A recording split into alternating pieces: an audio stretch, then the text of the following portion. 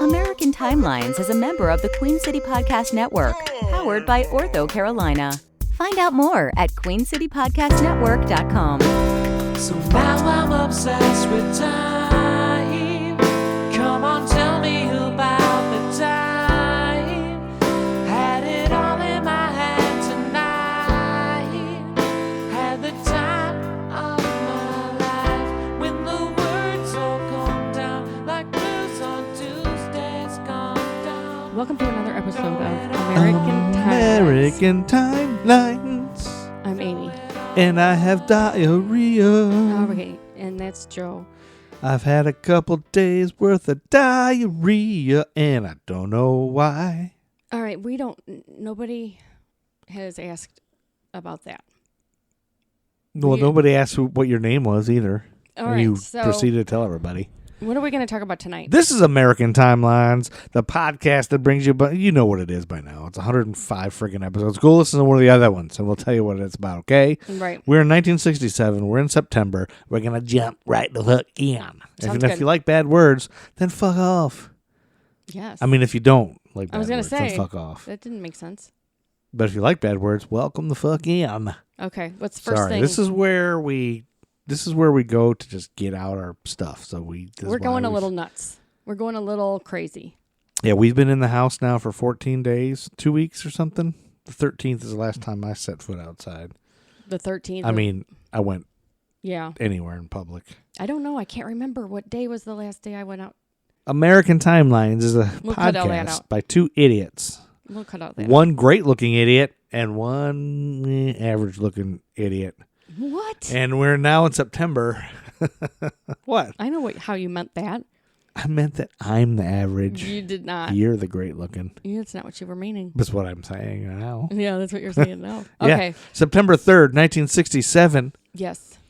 at 5 o'clock in the morning local time, all road traffic in Sweden switched from driving on the left-hand side of the road to driving on the right-hand side of the road. Whoa. Why, I wonder? Preparation for Dagen H, as they called it, which stands for Dagen Högertrafikomläggningen, or Day of Right-Sided Traffic Conversion, Oh my had God. been made for the past 4 years. Beginning at 1 in the morning, all non-essential traffic had been barred from the roads. At 4:50, all remaining vehicles were brought to a stop at checkpoints. 10 minutes later, police directed vehicles to move to the other side of the road. So they, Whoa. Yeah, so that's mind-bending. they switched that because all the neighboring countries Yeah. We're that way. were that way. So And wait a minute. They switched from the left to the right? yes. Okay. So They switched to be like their neighboring countries. that's how we are, right? Wait. What I say? They started driving on the right, from the left hand to the right hand. Yeah. So they're like which us. is what we do. So they're like us. Okay. I couldn't remember which way it was. Yeah. What I said, even though I just said that.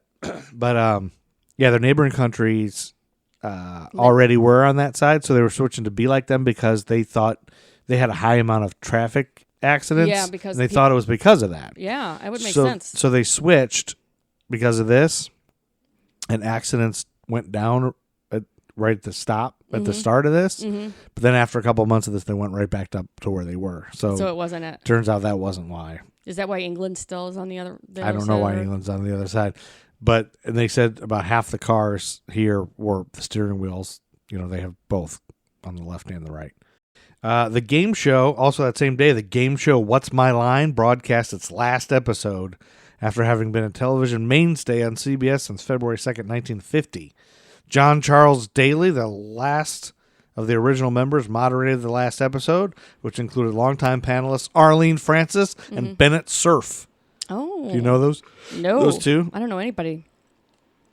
That same day, Olympic champion Iwa Klobukowska failed the newly introduced gender test before the European Cup in 1967 and was consequently banned from competing and stripped of her records. What's a gender test? They said she was too much of a man. She was like competing with women, and they said they're like, she's kind of manly. Like she should. It's not fair if she's got an extra chromosome. So they tested for the chromosomes, and she did have an extra. Oh. So they banned her, but then a year later she gave birth to a child, proving them wrong. She is a woman. Gosh. It was very embarrassing. I wonder if she was born like a hermaphrodite or what. No, it turns out she had a bar body. They call it. She was bar body positive, BARR. Murray Barr is one who discovered this. It's the inactive X chromosome in a female somatic cell. In all of her cells, they're in all of her cells. Mm-hmm.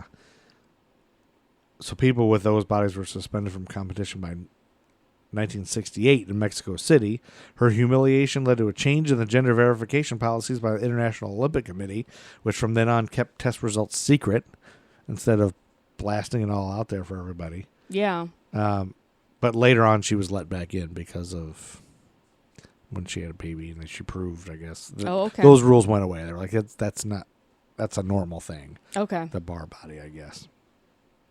Also that same day, Mohammed bin Laden died. Is that 59-year-old Saudi Arabian billionaire, construction magnate, and father of future Al-Qaeda terrorist Osama bin Laden. Right. He was killed when the Beechcraft airplane he was in crashed during a landing near the village of along with his American pilot, Jim Harrington, and 2 other passengers.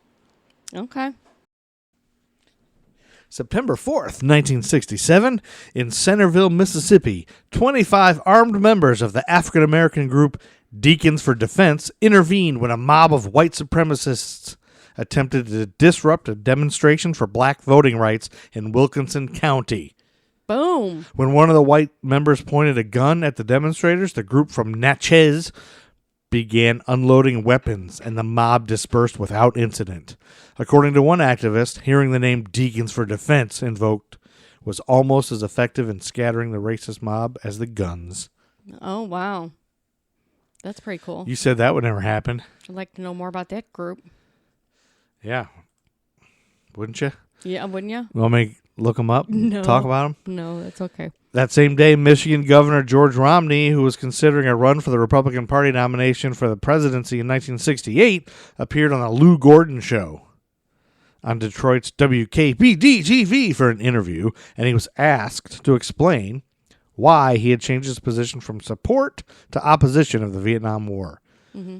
And said that when he and other American politicians were given a tour of South Vietnam in 1965, he said, quote, "I just had the greatest brainwashing that anybody can get when you go over to Vietnam, not only by the generals, but also by the diplomatic corps." For all practical purposes, a historian would write later that that single honest remark removed Romney from serious presidential consideration. So because he was honest? Well, because he said he was brainwashed. Everybody's like, you don't want somebody that can easily be brainwashed to be your president. What a stupid idiot. Like it was known as a gaffe.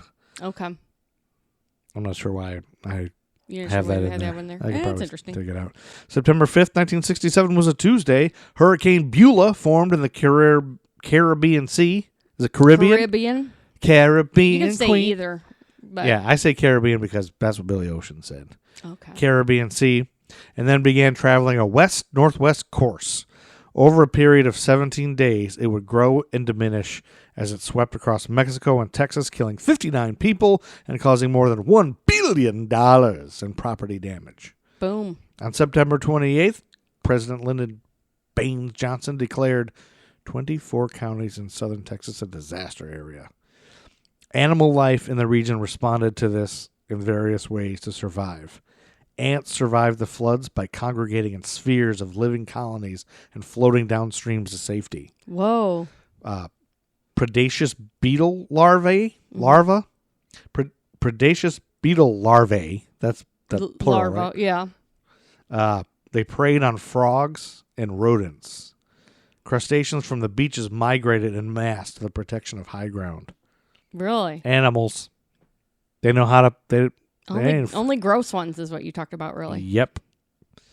And then September 6th, 1967 was a Wednesday. Walter E. Washington was appointed as the first African-American mayor of a major American city as President LBJ announced his nomination of commissioner of Washington, D.C. Of Washington, D.C. For the previous 93 years, there had been no mayor for the nation's capital, which was administered instead by 3 appointed commissioners. Oh, I didn't know that. Yeah.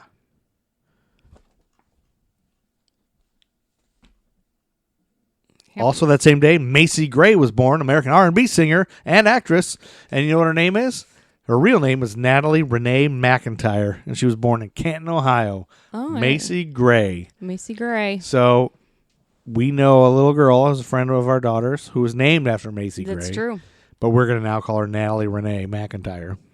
No matter what her mom says. Yep. That's right. Sorry, her name's Natalie. You said she was named after Macy Gray. Her name's Natalie. Bitch. That's what we're going to say to No, her. that's not. No, we'll Okay. never call her a bitch. She's very nice. We like parents of our kids' friends. All right. You're weird. I'm weird. Mm-hmm. U.S. Marine Sergeant Rodney M. Davis on that same day was 25 and killed when he jumped upon a live grenade to protect his fellow Marines from the blast. Oh, wow. Davis, an African-American and one of the casualties of the Battle of Quai Sun Valley, was credited with saving 5 other soldiers in the 2nd Platoon from death and at least 7 other from serious injury. He would be awarded the Medal of Honor posthumously in 1969. A U.S. Navy missile frigate, USS Rodney M. Davis, would later be named in his honor. September 7th, 1967 was a Thursday. The United States launched Biosatellite 2 from Cape Kennedy with a cargo of insects and other life forms to study the effects of weightlessness and gamma radiation on cellular development. Oh, wow. When they got back, an ant had so much gamma that it became a superpowered ant. I was just going to and say. took over the universe. That's the only downside, is that could happen. And it became the Incredible Hulk ant. Okay, that didn't happen. NASA would successfully recover the craft 2 days later. The first biosatellite sent aloft on December 17th, 1966 had burned up in the atmosphere after the malfunction of its retro rockets prevented it from controlled re-entry. The living things on board included parasitic wasps, flower beetles, vinegar gnats, and amoeba, as well as paramecia and frog eggs, wheat seedlings, and bread mold. Jeez.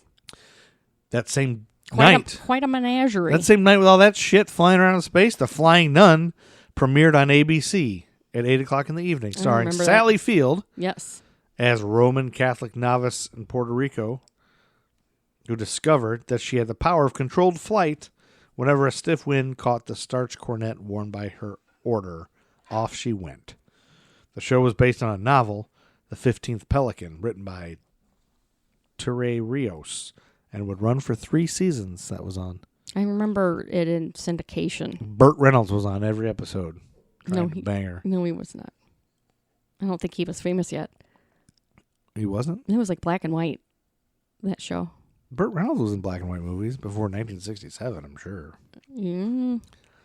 Maybe. Oh, great. Hey, Google.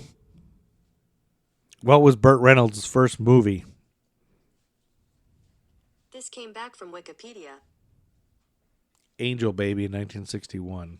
Oh, okay. He was billed fourth. Now, let me guess. You're going to have to do a Burt Reynolds movie festival right after your Robert Loggia movie festival's done. No way. Robert Loggia is the greatest. Burt Reynolds can't even hold a candle to Robert Loggia. I did watch 3 Robert Loggia movies this week. And I'm going to watch bizarre. more. That means 90 more to go. 3 in, 90 more to go. He did 93 movies? Yep. September 8th, 1967 was a Friday, and U.S. President Lyndon B. Johnson met at his ranch in Texas with 2 longtime friends, Texas Governor John Connally and U.S. Congressman Jake Pickle, as well as his wife, Lady Bird Johnson, to get advice about announcing a decision to not run for re-election in 68. According to Mr. Johnson's biographer, Johnson intended to announce his decision in December, and Connally argued that Johnson should announce his decision in his State of the Union address in 68. Johnson would reconsider his decision and reconsider his attempt at a run for renomination before withdrawing on March 31st, 1968. So I had to look up Jake Pickle because that's a great name. And Jake Pickle left for World War II in 1942, but before he did, he married Eleanora Sugar Critz. Mm-hmm. His wife's name was Sugar Critz.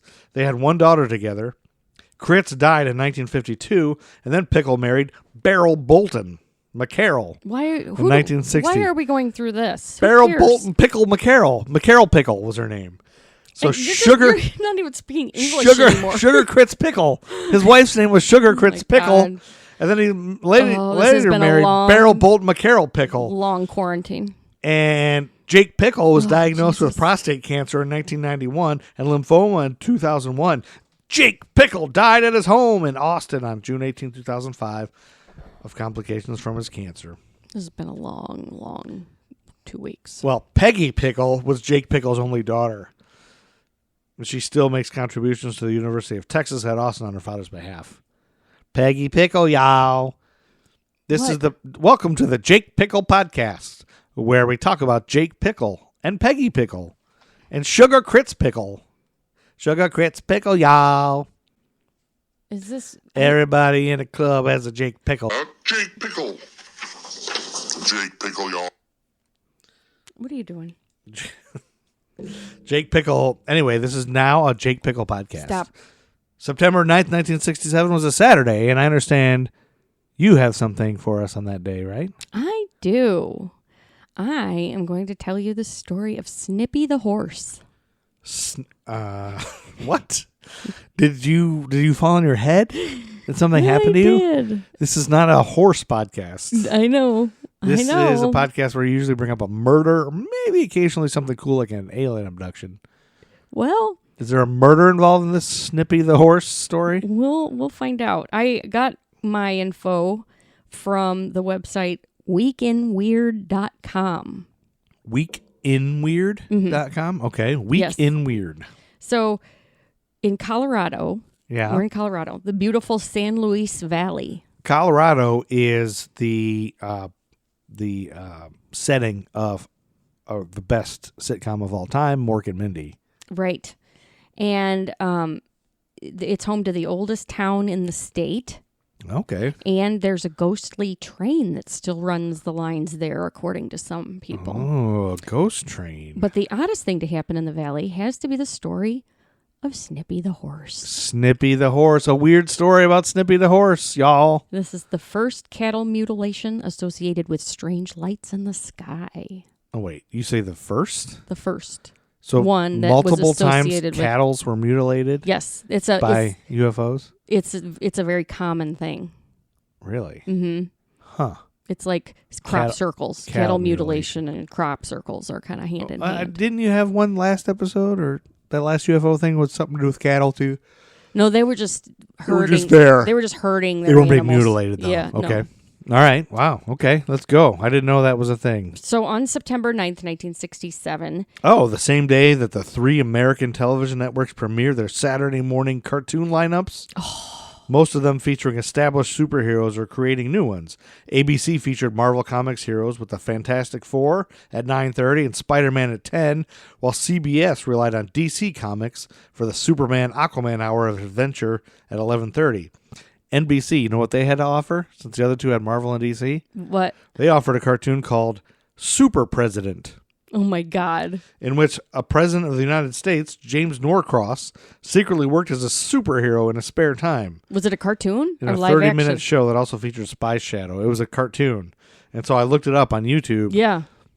And the problem with it's the president, and he's secretly a superhero, but he calls himself Super President. What a fucking idiot. So we go, hold on, everyone. I've stopped making decisions. I have to go turn into the president, super president right now. And so even Andy, our comic book nerd Didn't know this expert, one? didn't know what it was. So I posted on Facebook and asked him if he'd heard of it. That's pretty funny.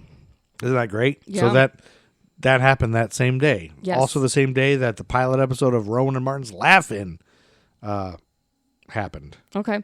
Harry King left his ranch in search of Lady, his 3-year-old mare, Okay, he left his ranch. Look at his. looking for her. She was missing?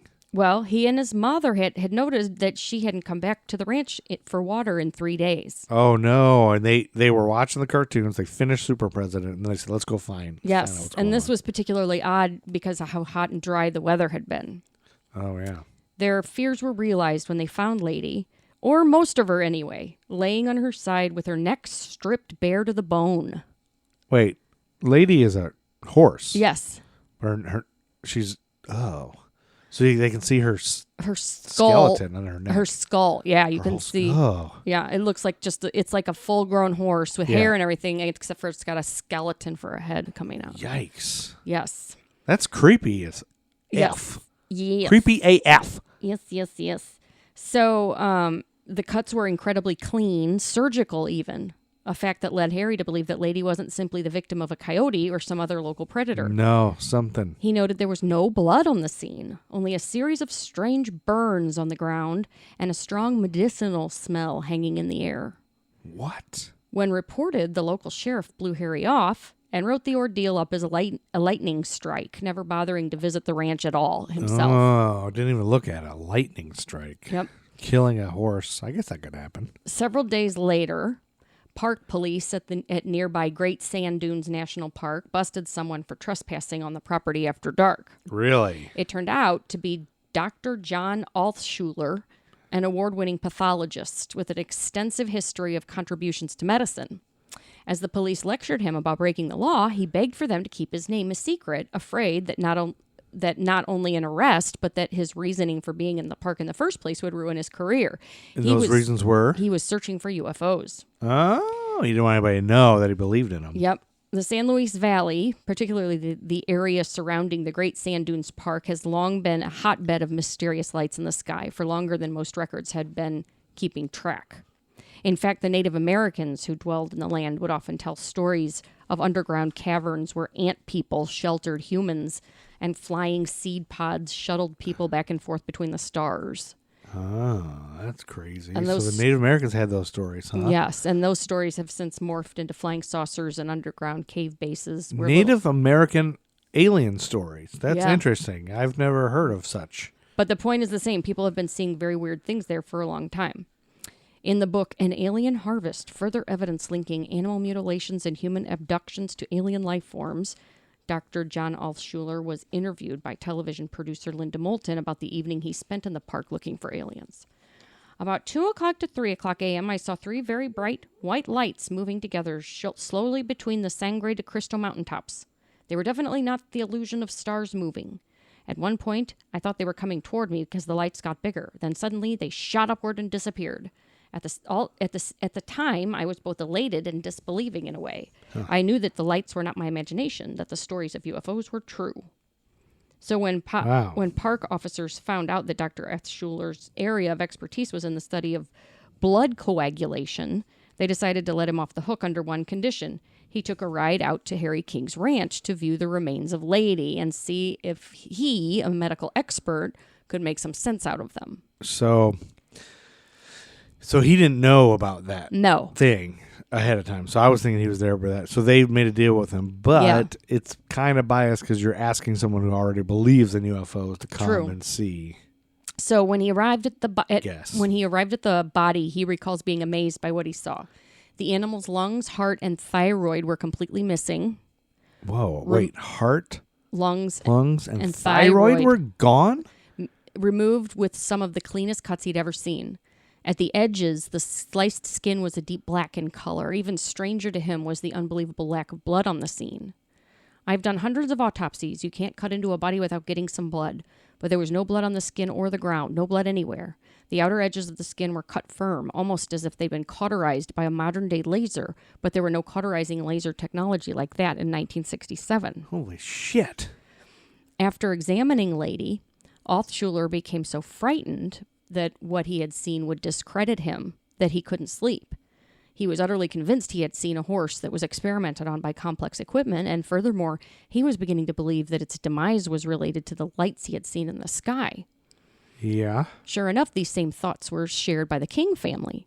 Harry's 87-year-old mother Agnes had seen a strange object fly over their house on the day of Lady's disappearance. Even Lady's owner, Nellie Lewis, mentioned that she had been seeing something in the skies every night, but declined to elaborate further when asked. When she went to see the body for herself, she reported that her hands began to burn after touching the horse's mane, and that her boots had become radioactive after walking through several burns littering the area where Lady's tracks stopped. What? This is crazy. This caught the attention of the United States Forest Service, who sent an agent out with a Geiger counter. Wait a minute. Where are you getting this from? This is all from newspapers or from a book? Well, it's weekendweird.com. Oh, it's from a website. Sorry. Okay. So he comes out with a Geiger counter. Yeah. What he discovered was a pulse of unusually high radioactivity roughly 2 city blocks of Lady's body, an area where many people were starting to believe a craft had landed. Hell yeah. I believe it. So Nellie, who was also an occasional writer for the Pueblo Chieftain, recounted her odd tale. And I love on the Pueblo Chieftain. October 5th, 1967. Oh, October 5th, 1967. Mm-hmm. Oh, the same day that Pacific Ocean Park, located in Santa Monica, California, was closed down by a bankruptcy trustee. The park had been operating only on weekends during its final months of operation, and its last actual day had been on Sunday, October 1st, but it was nicknamed POP. The amusement park had opened in 1958 and pioneered the concept of allowing visitors to get on rides as often as they wished after paying for admission. It was promoted by using POP, stand for pay one price. They invented it. That park closed on that same day. Yep. And the same day Guy Pearce was born. On that day, the Associated Press picked up the story. Oh, they picked up the story. So it didn't take long before the account was filling the newspapers, who had mistakenly reported the horse's name as Snippy, and then they just decided to run with it since So they just it was kept already in its there. name They Snippy. just kept it, yep. Because they said it wrong. Yep. Wow. Well, the first obvious place to lay blame for the mutilation is space aliens.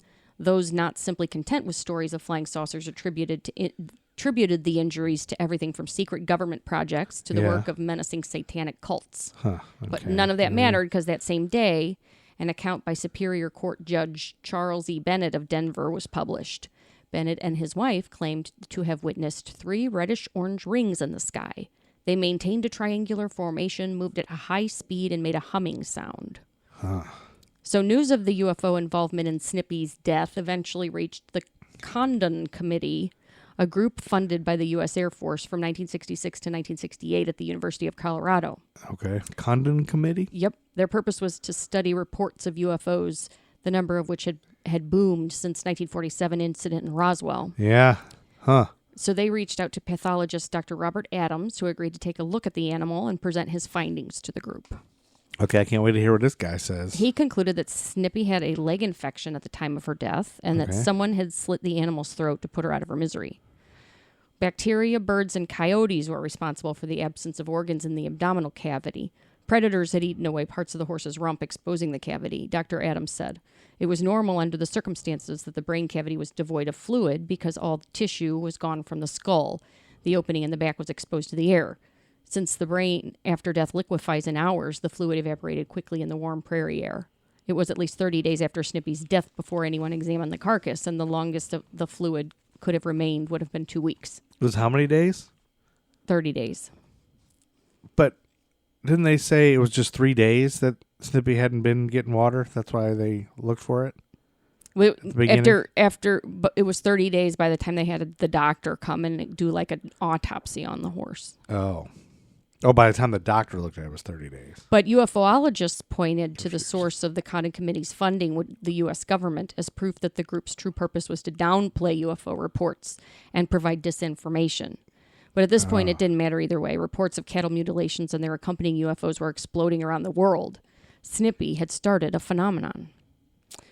Something like a phenomenon. In 1975, Democratic Senator Floyd K. Haskell claimed there had been 130 mutilations in Colorado alone, going so far as to request the FBI step in to help in order to quell the growing fear that the cases had instilled in Colorado residents. I guess if everybody's too scared to do anything because they think aliens are everywhere, you got to do something to quell it. By this time, cattle mutilations had been reported in 15 surrounding states, including Texas, New Mexico, South Dakota, and Montana, and were starting to appear in many Latin countries as well. Why are they mutilating cattle? These mutilations continued to grow, including all variety of animals in their wake, eventually including human beings. Mutilating human beings? Yeah. So maybe, I just thought of another thing. Maybe the other reason they're trying to keep people quiet and change the story. Mm-hmm. Maybe aliens are actually running everything. I think they do a better job than they're doing. What if they don't give a shit about us? Or what if they're just crappy? They're not the smart aliens. They're kind of the dumb ones. Or what if it's an alien's kid? Oh, we'll just give you, We'll give you a planet. Earth was a birthday present. There you go, Yeah. planet Earth. Hey, you haven't even touched your planet lately. Oh, now stop. Why did Like you put like that Simpsons episode. Why did you put Donald Trump in charge? Yeah. Oh, who cares? I'm going off to college. I'm going to put this guy in charge, see what happens. Yeah. And we're just waiting for Mork to get back from college. Oh, my God. Maybe. So You don't know. Snippy's bones reportedly floated around from local museums to abandoned houses to veterinary clinics to local businesses, eventually finding their way to eBay. Did his name officially change to Snippy? I guess that's what it's called. They but the late 2006 with a reserve of $50,000 in eBay.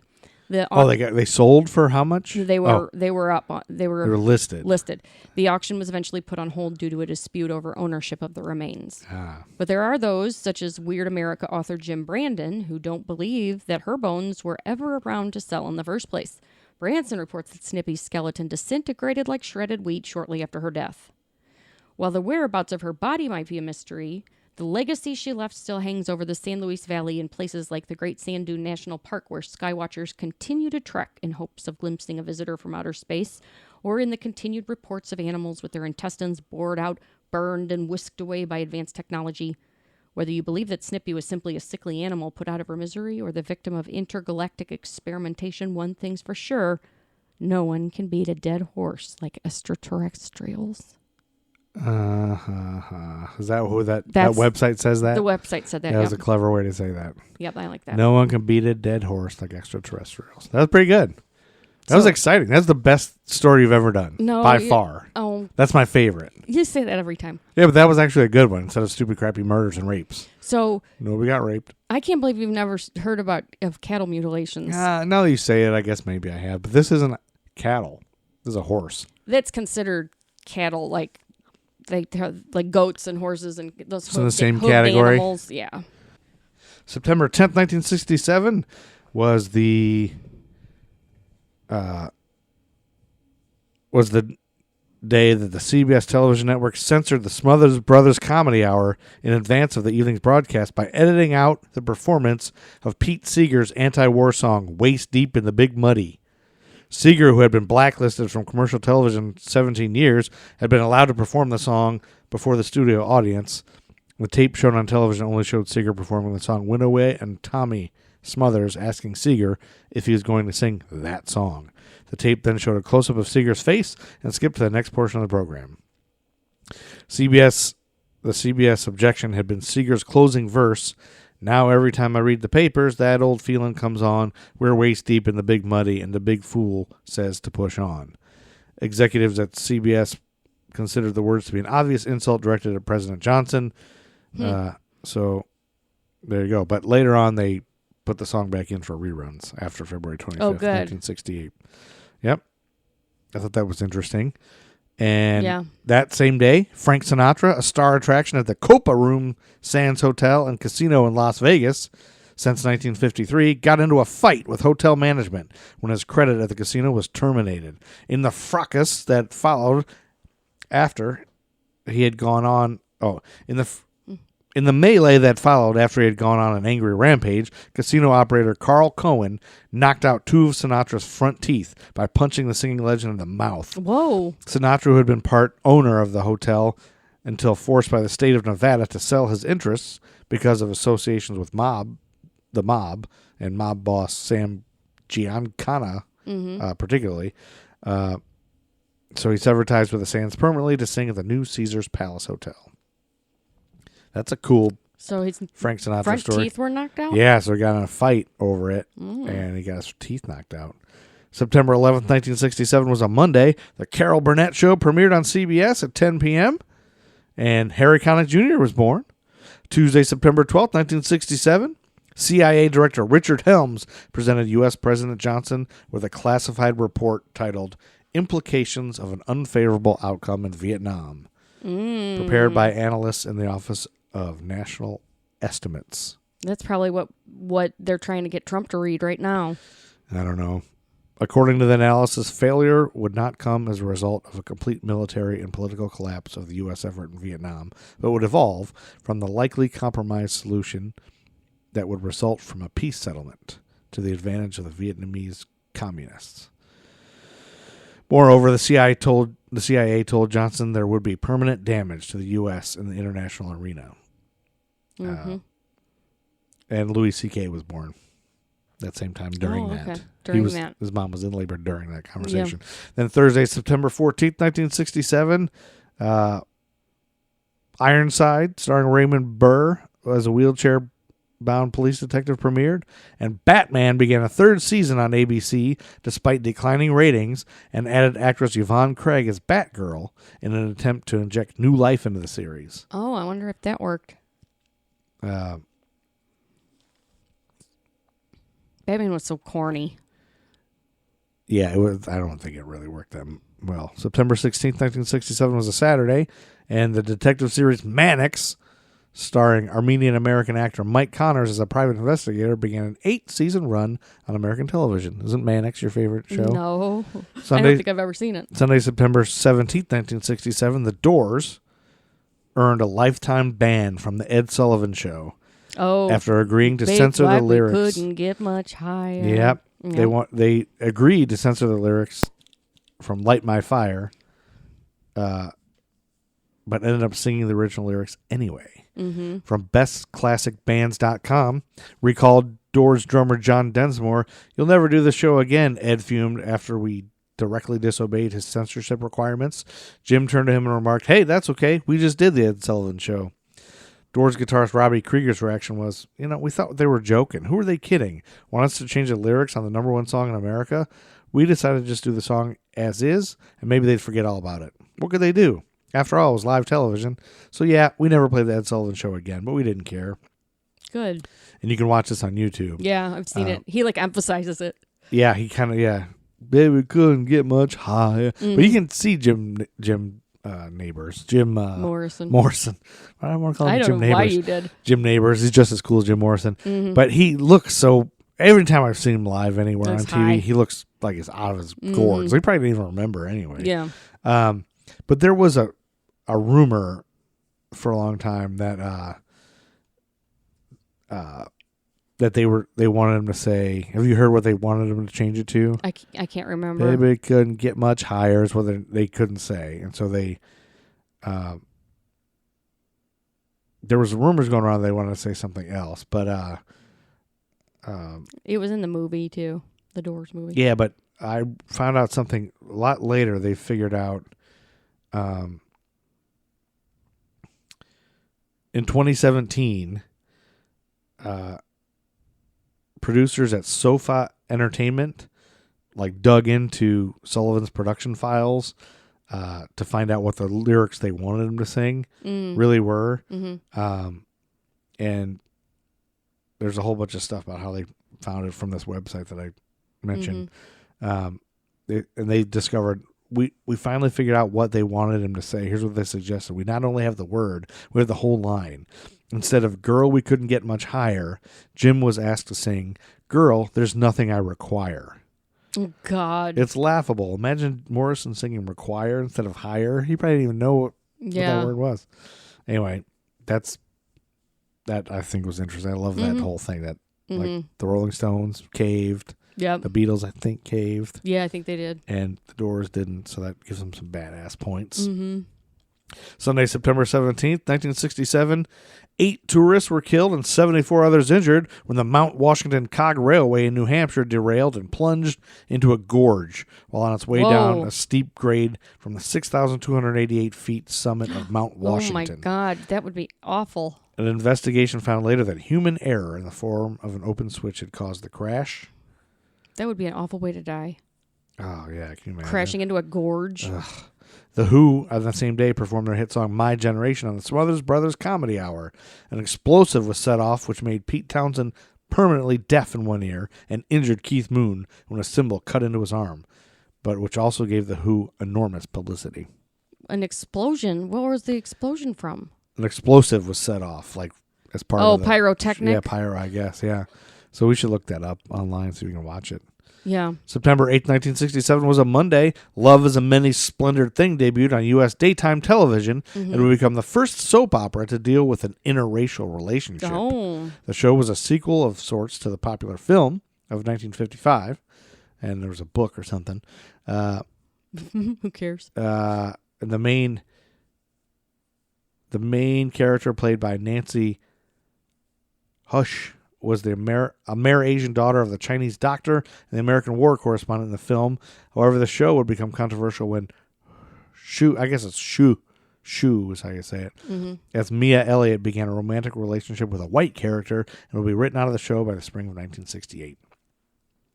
And then Tuesday, September 19th, 1967, 4 boys in Lincoln, Nebraska, ranging in age from 8 to 11 years old, were killed in the explosion of a live 37mm artillery shell that had been given away as a souvenir by an officer who had been stationed at the Schilling Air Force Base in Kansas. What? A weapons technician at the Air Force Base had inspected the shell, concluded that it was inert, and cleared it to be taken home by the departing officer.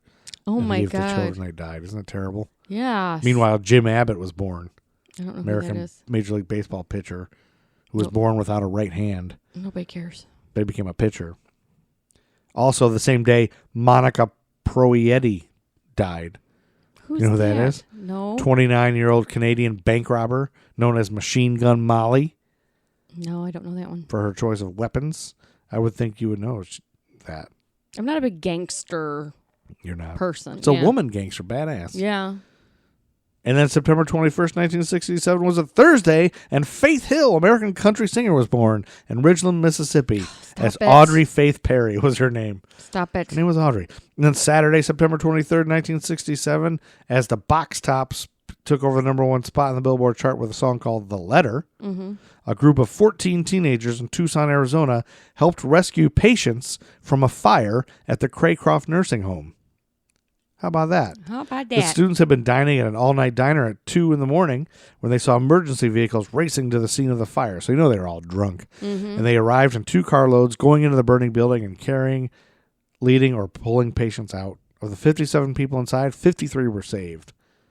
That's according to Teens Save Elderly in Fire in the Chicago Tribune, an article from September 24th, 1967. Okay. And then Monday, September 25th, 1967, 17 children in the Mexican city of Tijuana were killed by poison after eating breakfast, and another 574 hospitalized. Initially, investigators believed that the milk they had consumed had been tainted, but the deaths were soon to be traced to bread that had been contaminated by parathion, an insecticide Ooh. that had been stored in a bakery supply warehouse. Contaminated flour and sugar had been shipped to 9 bakeries. Oh, man. Which in turn distributed its products to retail outlets around the city. Oh, man. crazy? Yeah. Wednesday, September 27th, 1967, all 7 people on the Aero Commander 500 shuttle plane were killed when the aircraft crashed into a bike rack outside of Bradfield Elementary School at the Dallas suburb of Highland Park, Texas. A lot of plane crashes. Yeah, nobody on the ground was injured because classes had been dismissed 20 minutes earlier for a teacher's meeting. Man. On a regular school day, hundreds of children would have been leaving the building at 3:30 when it crashed. If it happened any other day but Wednesday, a teacher said, all the kids would have been out by the bicycle rack. It was the Lord. It was the Lord looking out. Or it was the Coincidence. pilot Vernon Denman Jr. who made a nosedive Yeah. to avoid striking homes. Yeah. That's probably more like it.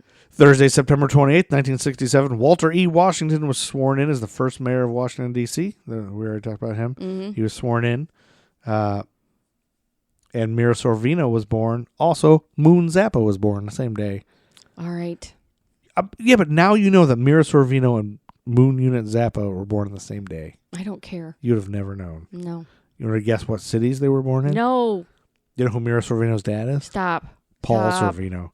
Friday, September 29th, 1967. You hate birthdays. Ugh. And Mira Sorvino.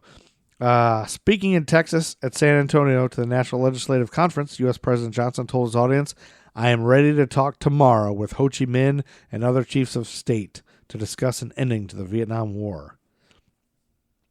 So that was starting to happen. Yeah. September 30th, Saturday, 1967.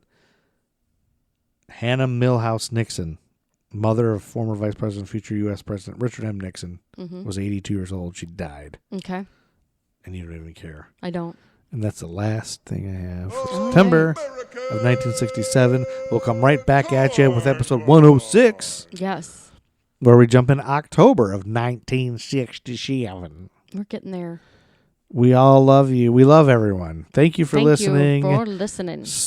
Hopefully, this podcast gives you some sort of Release. distraction from the Something. outside world, the end Yes. of days, as it were. And if Is I your die hold up? tomorrow, I love you all. Yep, it's time to get out of here, Chuck Berry. I have that. We're so tired of hearing about If you look up Matt Truman Eagle Trip on Facebook, he's making 14. said we're so tired of hearing Buy about his album. the Give him 60s. When you were all alone, no watchtower, kiss in the sky. Well, I was barely a glimmer in my young daddy's eye. I said that we're so tired of hearing about the 60s. One more time, I said we're so tired of hearing about the 60s. Well, make me shut my mouth now. Alan asked you Alice was his tempting in town. Now you're stealing coffee morning for the president's ball. Well, We're so tired of hearing about the 60s.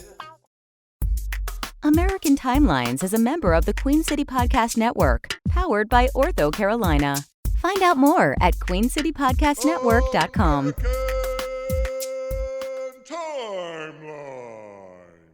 Timelines. God, that stinks. Damn. Does not. Does.